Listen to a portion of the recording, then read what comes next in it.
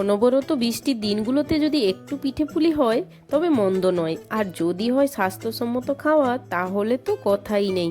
তাই তো আজ বানাবো আটার রেসিপি। অমৃতা রান্নাবান্না চ্যানেলে আজকের রেসিপি আটার দুধ পিঠা।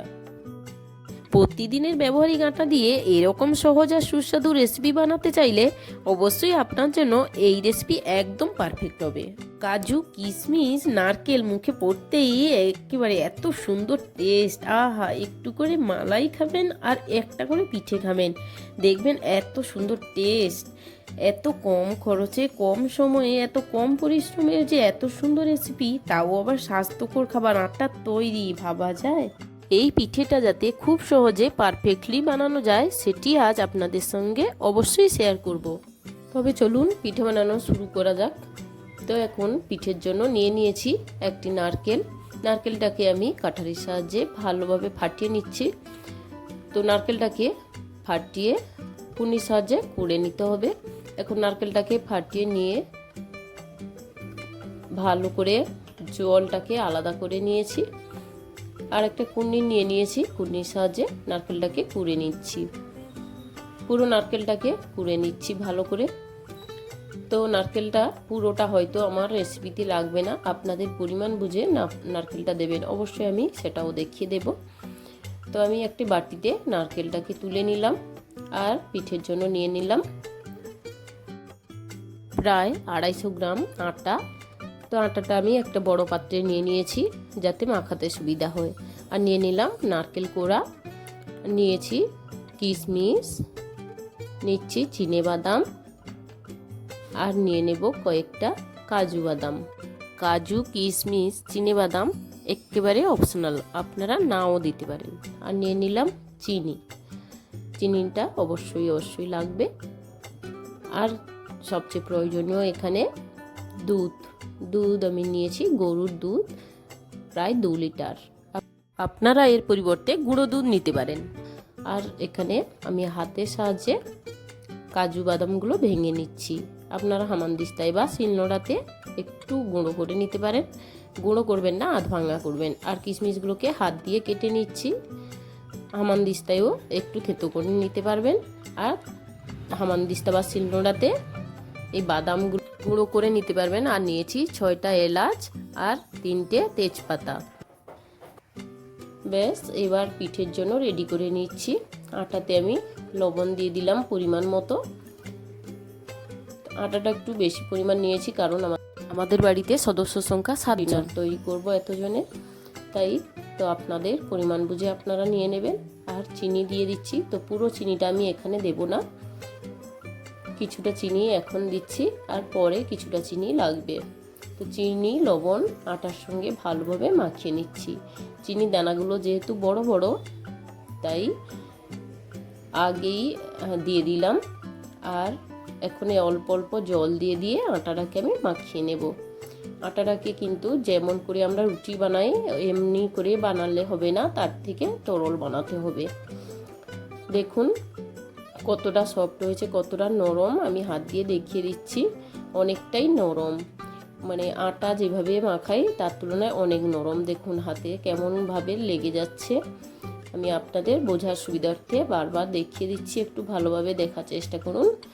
এর থেকে পাতলা করলে হবে না, এর থেকে ঘন করলে হবে না। তো এই রকম এখন আমি ঢাকিয়ে দিলাম 10-15 মিনিটের জন্য। ফিরে আসছি 15 মিনিট পরে। তো এখন ঢাকনা খুলে দেখাচ্ছি। আটার সঙ্গে চিনিটা খুব সুন্দরভাবে মিশে গেছে। আর এখন আমি দিয়ে দিচ্ছি চিনেবাদাম আর কাজু দিয়ে দিচ্ছি। কাজু আর চিনেবাদামটাকে আমি শিলনোড়াতে একটু ভাঙা করে নিয়েছি।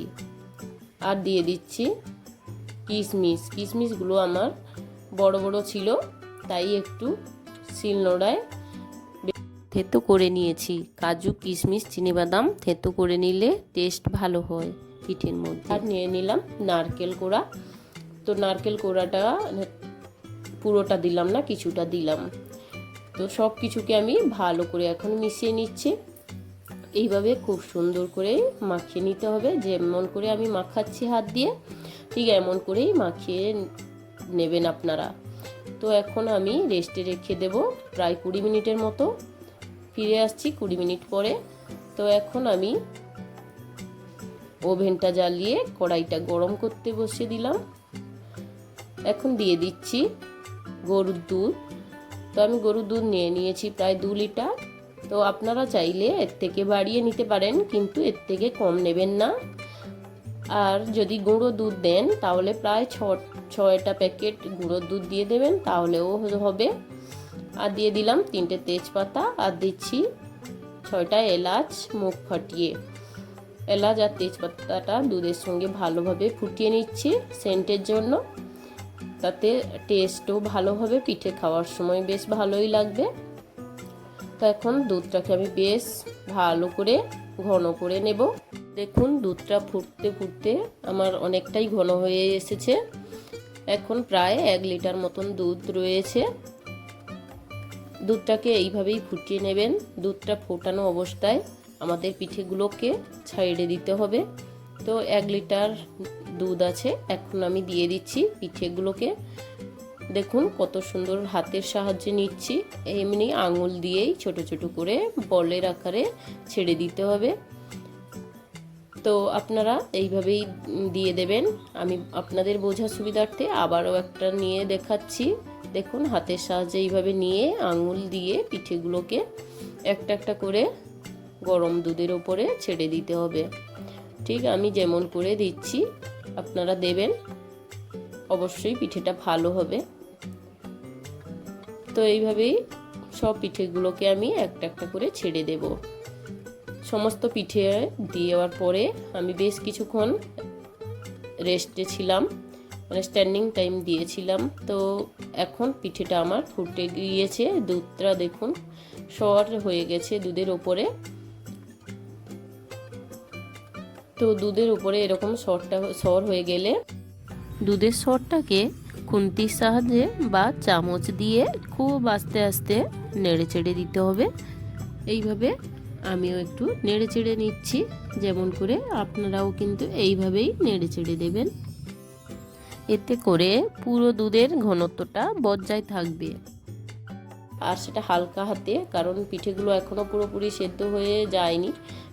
ফিরে এলাম 5 মিনিট পর। এখন আমার পিঠেগুলো খুব ভালোভাবে সেদ্ধ হয়ে গিয়েছে, তাই নাড়াচাড়া করতে পারছি। আর দেখো পিঠেগুলো কিন্তু সেদ্ধ হয়ে গিয়েছে, তাই দেখাচ্ছি আপনাদের। এই রকম অবস্থায় বুঝতে পারবেন যে পিঠেগুলো আপনাদের হয়ে এসেছে, প্রায় হয়ে এসেছে। তো এখনও আরও 10 মিনিট পরে দেখাচ্ছি আপনাদের। দেখুন পিঠেগুলো কত সুন্দর ফুটতে শুরু করেছে, আর পিঠেগুলো খুব সুন্দরভাবে সেদ্ধ হয়ে গেছে। তো এই রকম সময় আপনারা টেস্ট করে নেবেন চিনি আর লবণটা ঠিক আছে কি না। তো আমার চিনি আর লবণটা একেবারে ঠিক আছে। এই সময় আমি তেজপাতাগুলোকে সরিয়ে নিচ্ছি, তেজপাতার কাজ শেষ। তো তেজপাতাগুলো মুখে পড়লে ভালো লাগে না, আর পাতে দিলেও ভালো লাগে না, তাই এই সময় সরিয়ে নেবেন। আর এখন আমি একটু নাড়াচাড়া করিয়ে চিনি দিয়ে দিলাম। চিনিটা কখনো পিঠে করার সময় আগে দেবেন না, ঠিক সেদ্ধ হয়ে যাবে, ভালোভাবে সেদ্ধ হওয়ার পরেই চিনিটা অ্যাড করবেন। আর লো ফ্লেমে রাখবেন, ওভেনটা লো ফ্লেমে রেখেই তবেই চিনি দেবেন, না হলে কিন্তু দুধটা কেটে যাওয়ার সম্ভাবনা থাকে। তো এই সময় আমি চিনিটা দিয়েও নেড়ে চেড়ে নিয়েছি। এখন দিয়ে দিলাম গুঁড়ো দুধ। 1 প্যাকেট গুঁড়ো দুধ দিয়ে আমি আবারও ভালোভাবে মিক্সড করে নিচ্ছি। গুঁড়ো দুধটা দিলে এই পিঠের স্বাদ আরও দ্বিগুণ হয়ে যায়। তো আপনারা অবশ্যই গুঁড়ো দুধ দেবেন, 1 প্যাকেট হলেই যথেষ্ট। আপনারা চাইলে আরও বেশিও দিতে পারেন, তবে নাড়াচাড়া করে কিন্তু খুব ভালো করে মিশিয়ে নিতে হবে। দেখুন আমি 5 মিনিট পরেই আপনাদের দেখাচ্ছি পিঠেটা আমার কত সুন্দর হয়েছে। পিঠে আমার প্রায় রেডি হয়ে গিয়েছে। দেখুন খুব সুন্দর হয়েছে পিঠেগুলোর, দেখেই আপনারা বুঝতে পাচ্ছেন কত সুন্দর হয়েছে। গ্যাসের ওভেনটা অফ করে নামিয়ে নিচ্ছি পিঠেগুলো। বন্ধুরা এরকম সুন্দর রেসিপি পেতে অমৃতা রান্নাবান্না চ্যানেলটি সাবস্ক্রাইব করে পাশের বেল বাটনটি প্রেস করে রাখুন। আর রেসিপি ভালো লাগলে অবশ্যই লাইক, কমেন্ট ও শেয়ার করে পাশে থাকার অনুরোধ রইল। ফিরে আসছি পরের রেসিপিতে, ততক্ষণের জন্য ভালো থাকবেন, সুস্থ থাকবেন, ধন্যবাদ।